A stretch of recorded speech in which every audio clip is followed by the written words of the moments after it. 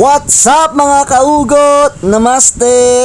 For today's video ay gagawa tayo ng sarili nating version ng biryani. So tingnan nyo naman kung gaano kasarap yan. So, mag-relax lang at panoorin ang video. Hindi nga pala tayo dyan ng 1 kilong manok at maglagay lang ng 1 dakot na asin sa ating manok at magmamarinate tayo.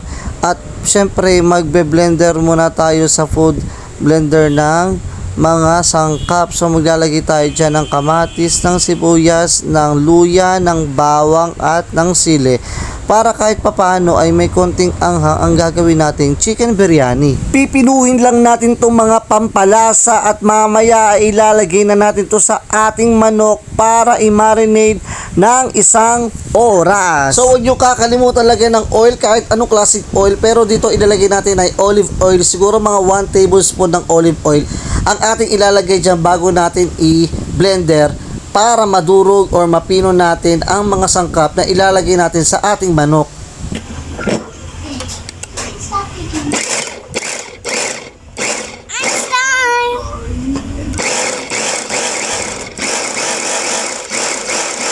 So kapag ganyan na itsura at pino na, ay goods na yan at pwede na natin yan ilagay sa ating 1 kilong manok. So yan, paghaluin nyo lang at mamaya ay haluin nyo rin yung manok para talaga mapunta o manuot yung lasa ng ating mga pininong pampalasa sa ating manok at imamarinate natin yan sa loob ng 1 oras. So yan, lasa ilalagay lang naman natin dyan sa ibabaw ang laurel bago natin ilamas-lamasin yan. So meron nga pala tayo dyang biryani powder na nabili po natin sa Maldives. So 50 grams po yan. Ilalahat nyo po yan sa ating manok. At after naman natin malagay ng lahat ng powder ay ilalagay naman po natin yan ng yogurt po. Kahit ano pong brand ng yogurt ay pwede po. So isang maliit lang naman yan na yogurt. At after naman po natin yan malagay ng yogurt ay halu-haluin na natin yan para manuot po ang lasa ng mga nilagay natin mga pampalasa at imamarinate po natin yan sa loob ng 1 oras. Shout out nga pala sa ating kahugot na si Atina Alejandro ng San Guillermo, Morong Rizal. Maraming salamat kahugot sa inyong pagsuporta at happy birthday nga rin po pala kay Bayaw Tropang Pugi, Bodang Darwin Moreno in heaven. Sana ay masaya ka na ngayon sa kinalalagyan mo at wala nang sakit na nararamdaman. Miss na miss ka na namin ng tropa. So kapag mainit na ang kawali ay maglagay lang tayo dyan ng mantika at magpiprito tayo dyan ng patatas si Sarah. So magpiprito lang tayo ng patatas at hinati-hati lang natin o hiniwa yung patatas na maliit na bilog para may panlalagay tayo sa toppings ng ating gagawing chicken biryani. At gawin nyo lang golden brown. Kapag golden brown na yung isang side, yung kabilang side naman, at isa-set aside natin yan at ipiprito natin sa susunod ang ating chicken na minarinade sa loob ng 1 oras. So ito na nga pala yung manok ng ating minarinade sa loob ng 1 oras. Siguro naman inanote na ang lasa niyan. So gagawin natin dyan, ipiprito lang natin ng very light. Kapag alam mo medyo golden brown na, ay babalik na rin nyo lang at the other side of the road.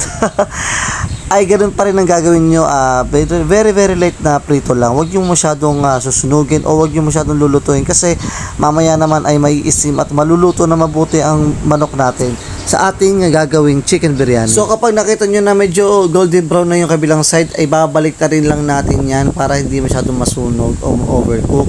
Kasi ipiprito lang natin siya ng very light kasi mas mapiprito or mas maluluto siya mamaya kasi kasama siya sa pag-steam ng gagawin naman natin na basmati rice. So kapag ganyan na itsura at golden brown na, ay hahanguin natin siya at iseset aside at magpiprito at magsasaing at magluluto naman tayo ng ating basmati rice. Siguro gumawa tayo ng 3 cups ng basmati rice. So 1:2 po. Kapag ka 1 takal po ng basmati rice ay 2 cup po ng tubig. So sa 3 takal po ng ating basmati rice ay meron po tayong 6 cups of water.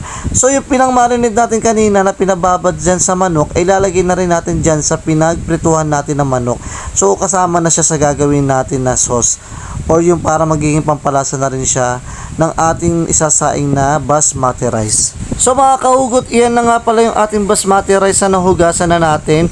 3 cups po yan ng basmati rice. So, maglalagay po kayo dyan ng 6 cups of water para alam lang po ninyo, para hindi po kayo mahilawan or para mas maayos yung magiging luto nyo ng inyong basmati rice. So, pag naglagay na natin dyan ang ating basmati rice, ay ilalagay na natin dyan yung 6 cups of water at hayaan lang natin tong kumulo.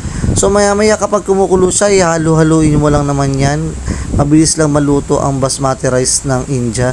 So, yan, ilagay na rin natin dyan ng 2 siling labuyo at tatakpan natin at hayaan natin kumulo. At kapag kumukulo na nga mga kahugot, kasing kulo ng dugo ng asawa mo na naman sa iyo dahil di ka na naman sumunod sa utos. Hugot! Ay halo-haloy mo lang yan, yung basmati rice at hayaan natin yan maluto. So, mga ilang minuto lang naman yan, ay maluluto na kaagad yan. Madali lang naman luto yan. Takpan natin ulit. At kapag ka na-dissolve, na-dissolve. At kapag ka natuyo na yung ating water, ayan na, nilagay na nga pala natin dyan yung ating napritong manok at naglagay lang tayo dyan ng mga mga herbs niya at ilagay na natin dyan yung naprito nating patatas. So kapag yan na itsura mga kahugot ay luto naman na yan, pero ang gagawin natin dyan, itatakpan po natin dyan ng aluminum foil. Yan, wala po tayong gagawing masama. Tatakpan na natin ang aluminum foil in the low heat po. In the low heat. Okay, sa mahinang apoy po ay lulutuin natin o i-steam natin siya sa loob ng 20 minutes. So, after 20 minutes po, ay titignan na natin ang kanyang itsura sa pagkaka-steam niya sa loob ng 20 minutes sa mahinang apoy. So, yan, ang bango-bango niya. So, nakakatakam na. So, parang gusto ko na siyang tikman. Pero, nakalimutan po natin lagyan ng nilagang itlog. So, naglaga muna tayo ng egg. At after nun, ay nilagay na natin siya sa ibabaw ng ating chicken biryani. At tingnan nyo naman ngayon ang itsura niya. So, para na akong ulit nakakain sa Middle East ng chicken biryani.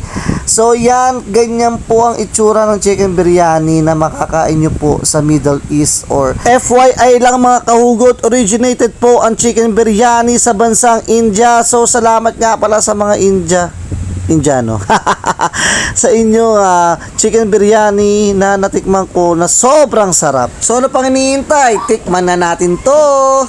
What's up mga kahugot? Ito na nga pala yung nagawa nating version ng biryani. So shoutout nga pala sa Indian community dito sa Pilipinas at shoutout nga pala sa mga nakapunta na sa Middle East at nakatikim na ng tunay na lasa ng biryani.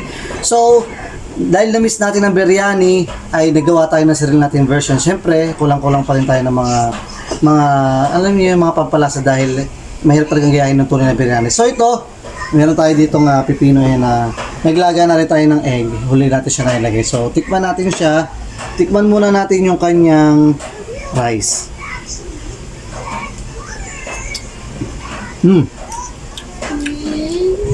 Parang ganun din yung nalasa ko before nung nasa Middle East tayo. So, tingnan natin yung chicken niya. Lutong-luto. Grabe ang sarap.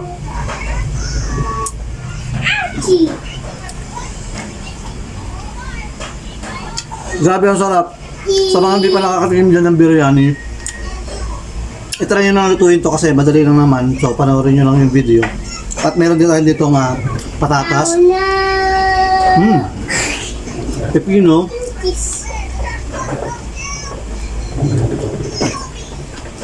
Meron tayong egg. No, baby. Guys.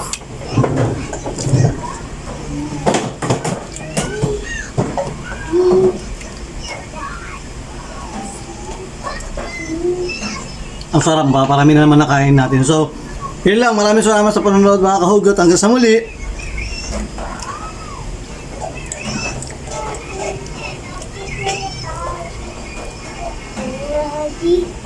Hey, sit there.